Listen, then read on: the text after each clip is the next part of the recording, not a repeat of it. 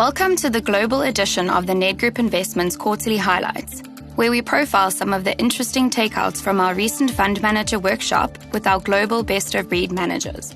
To hear the full fund manager presentations, or for more information about our funds, visit the Ned Group Investments website or access more of our content via LinkedIn, YouTube, and podcast channels. The third quarter of 2024 saw a continuation of strong performance across global asset classes. The bond market was buoyed by easing inflation and an interest rate cut by the Federal Reserve. We will hear insights from a global bond manager on the recent bond rally and outlook for this asset class. Global property and emerging market managers discuss recent developments and their respective opportunities and challenges. Finally, we address concerns over Japan and China, and our global equity managers cover recent additions and strategic holdings. David Roberts, co-portfolio manager of the Ned Group Investments Global Strategic Bond Fund, explains the key factors driving the global bond rally and provides insights into expected interest rate cuts and their potential impact on the market. So I guess the question is, why the rally and what's likely to happen in the next few months? And if we move on to the next slide, we'll see that the data that we saw across the G7 was the main reason for that significant bond rally. I would say in particular, employment, especially in the United States, rose quite significantly. So what we saw was a number of people becoming quite concerned about the possibility of a US recession. At the same time, though, from our perspective, more so than the employment situation, we also saw a significant fall in inflation. Indeed, across the G7, the expectation was that we would see aggressive interest rate cuts from central banks because inflation was falling not just to target, but in danger of falling below their targets. And if we look at that in terms of the next slide, so what that combination meant was that across the G7, with the exception of Japan, investors were expecting significant falls in interest rates. And indeed, as the quarter closed, more than 8 interest rate cuts were expected from the Federal Reserve. The important thing about that is it would, if it came to pass, take core interest rates in America below 3%. Now, that's quite a significant level. It's the type of level that we generally normally only see in terms of recession. So we had to be very careful, certainly from our perspective, in positioning investors' portfolios for a market that was already expecting significant reductions in interest rates. We explore the global property sector's strong rebound over the past year with Marco Colantonio as he discusses reasons behind the performance of the asset class. So after a couple of years of lackluster returns, the global listed property sector has rebounded quite solidly over the last quarter. And in fact, over the last 12 months, with global listed REITs delivering almost 29% total return, which is just a little bit behind global equities at 32%. And the most recent quarter, in fact, the global listed property market outperformed global equities with a 16% total return. And as you can see on the right-hand side of this slide, some of the segments of the real estate market that performed the strongest were self-storage and healthcare. And from a regional perspective, Hong Kong and Canada were both strong performers as well. Some of the conditions behind this performance is obviously, from a starting point, REIT operating conditions are quite solid. We've seen moderating supply with solid occupancy leading to good rent growth conditions, and also values of real estate are at or below replacement costs, which is an important theme that I'll talk about a little bit more throughout this presentation. And importantly, we have begun to see an easing of financial conditions, which is normally supportive of commercial real estate markets. And that was highlighted by the first cut by the US Federal Reserve this cycle with a 50 basis point start. Of course, we did have a bit of volatility within Asia. On the positive side, we had rate cuts and fiscal stimulus within China, boosting the Hong Kong market, while in Japan, the unwind of the yen carry trade and some geopolitical uncertainty did create some negative influences. Brian Coffey, portfolio manager of the Ned Group Investments Global Emerging Markets Fund, provides an insightful outlook on emerging markets as an asset class. He discusses key drivers of performance and the opportunities and challenges ahead. So what are the outlook for the asset class? So, one of the key drivers in terms of our sentiment towards emerging markets in general is the US dollar. And we thought, and our chart on the left-hand side shows where we think that may have happened, we thought that we may have already seen a peak in the US dollar from October 22. Should that continue, then we would expect to see a significant rebound in the EM asset class relative to developed markets. So you can see in the right-hand chart just the degree of underperformance, which even though we think that we've started to see the reversal in the dollar, hasn't shown up in the relative performance of EM versus DM. And that was largely driven by Chinese underperformance. So to summarize all that in a portfolio summary of strategy, we expect global economic weakness to extend into 2025, at least till the end of Q1. Inflation globally is going to fall and is back on track. So we think that rate cuts will accelerate across numerous markets and economies. We think the Chinese stimulus package is credible. The size remains unclear and is likely to be made slowly more visible to markets. Now, we think that scenario is more associated with a stabilization of the economy and not a reflation of the economy. That, however, given the relative prices of Chinese equities, should be enough to allow some further performance from that market. The Indian economy is slowing, and the hitherto successful policy of anything but China for some markets, including India, is starting to lose its shine. We think that the best standalone markets in terms of the beneficiaries of the rate cut environment that we anticipate globally are the ASEAN markets. So we are overweight Indonesia, Thailand, Philippines, Malaysia. We have a preference for those liquidity-sensitive markets versus cyclical markets, given that we don't think this Chinese policy is going to be reflationary and we see a cyclical downturn in other global economies. We think that the currency overvaluation is still a concern for Latin American markets. And we think that the US dollar, although it's holding below its October peak and it hasn't moved down sharply from there, we think that still supports a secular decline view, which would be very positive for the overall asset class. Daniel McDonough, portfolio manager of the Ned Group Investments Global Cautious Fund, discusses the recent volatility in the Japanese market and provides insights into the complexities of the current investment landscape in Japan.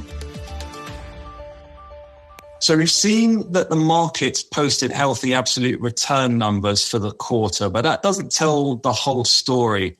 And the first caveat to recognize is that we saw a pronounced jump in volatility in the VIX.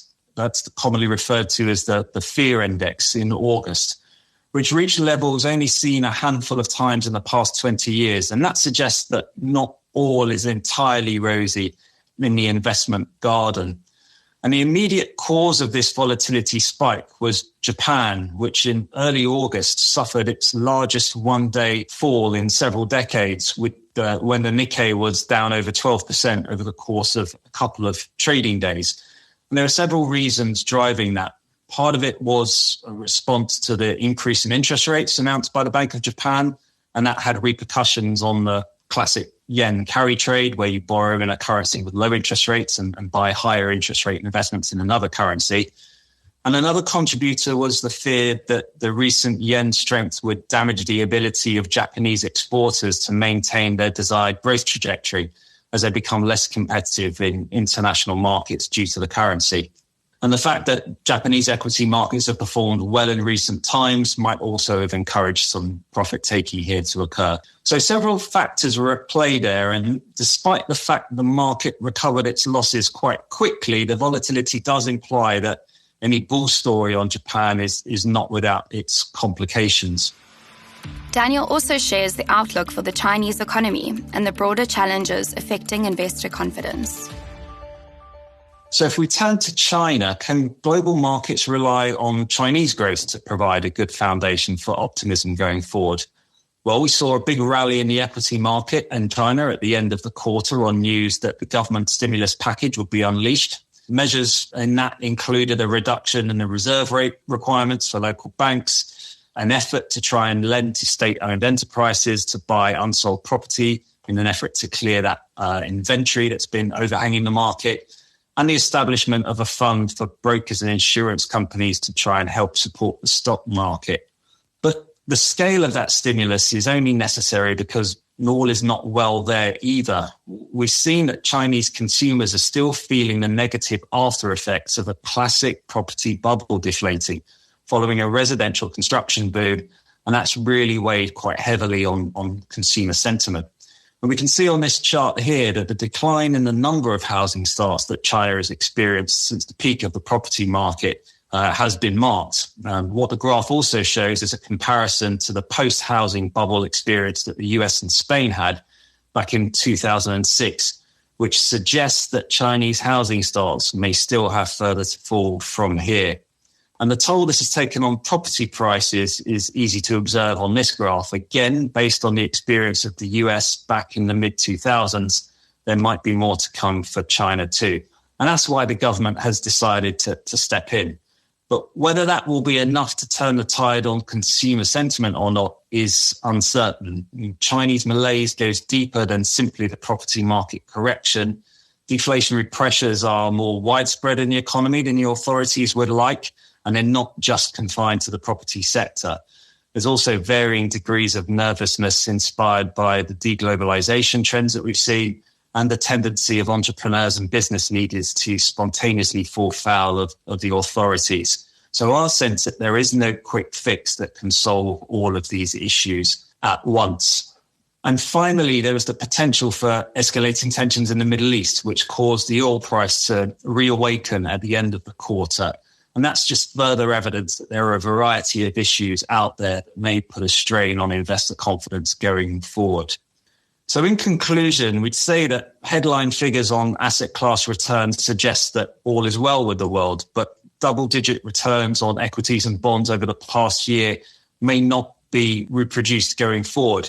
If you scratch just beneath the surface, there are enough things going on in the background to make investors at least pause and question for how much longer this bull market can go on for.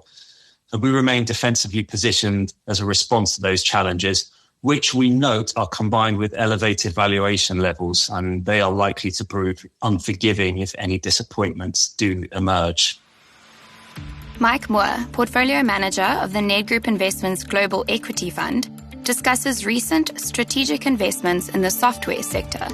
He provides insights into the performance and potential of Dassault Systems, a French-designed software company. The first thing I say in terms of the new purchases, though, two of those are both software companies, so Dassault Systèmes and Salesforce. Going through Dassault Systèmes firstly, and then I'll actually go into more detail on Salesforce in another slide. But Dassault Systèmes is a French design software company that sells its products into areas such as kind of the automotive industry, into the aerospace industry, and broader industrials. And it helps with designing products, so things like prototypes of products, simulating how those products work. So think aerodynamics of cars, that sort of thing. And so this software is very entrenched within the people who use it, and so the design teams. And so there's a lot of benefits that they can gain from that and a lot of efficiencies that they can get. But at the moment, it's got two issues that are against it. The first one is it's moving to a subscription model, which can muddy the near-term financials, but will lead to longer-term value capture, which we've seen with other software companies. And secondly, because of its end market exposures, there has been some near-term pressure. So, for example, the automotive industry is obviously facing some near-term pressures. And those two aspects have conspired to actually put Dassault at a sort of near low in terms of its 10-year valuation. And so that is the sort of company where we see long-term duration, a real opportunity to actually deploy capital for a long period of time. And so we actually took that position recently. Brian Salmo, the co-portfolio manager of the Ned Group Investments Global Flexible Fund, provides an in-depth overview of key holdings in the fund. He discusses the performance and prospects of Meta, Jefferies, Comcast, and JD Peet's, highlighting both their recent challenges and potential for future growth. I'm going to highlight 4 investments that have proven meaningful to the fund's trailing 12-month return. Meta has performed particularly well over the past 2 years, aided by strong cost discipline, re-acceleration of the company's revenue on the back of greater monetization of the Reels product, and developing excitement around the company's Llama model. Having a direct relationship with billions of users, Meta appears well-positioned to benefit from the coming AI computing age. Jefferies shares have appreciated on the basis of strong operating performance, wise capital allocation from the company's owner-operator CEO, and market excitement that the investment banking and capital markets businesses will benefit from a robust period of corporate activity, which is expected to be facilitated by lower interest rates and clarity on the U.S. election. Comcast faces challenges and challenged operating conditions that have led to the share price weakness. These include competitors overbuilding parts of their network and fixed wireless offering greater scale competition than initially expected. Given its relatively strong balance sheet and stable capital return policies, shares have declined somewhat modestly over the past year. Currently trading at approximately 10 times free cash flow and committed to an increasing dividend and share repurchase program, these shares appear to be good value. JD Peets has suffered a 30% multiple re-rating in the past year. Earnings have been largely stable, but a change in management, a record high coffee bean prices, and headwinds from the company's Russia business have led investors to view the glass as half empty. We are hopeful that new management will prove up to the task of making entrepreneurial and cost-efficient investments to reinvigorate growth and put JD Peets in a place to benefit from its position as the number 2 world coffee maker. Thank you for listening to the Ned Group Investments quarterly briefing. You can access more information about all the fund manager workshops at the Ned Group Investments website, YouTube, or through our podcast channels on all major platforms. Please join us for our next edition at the end of January 2025.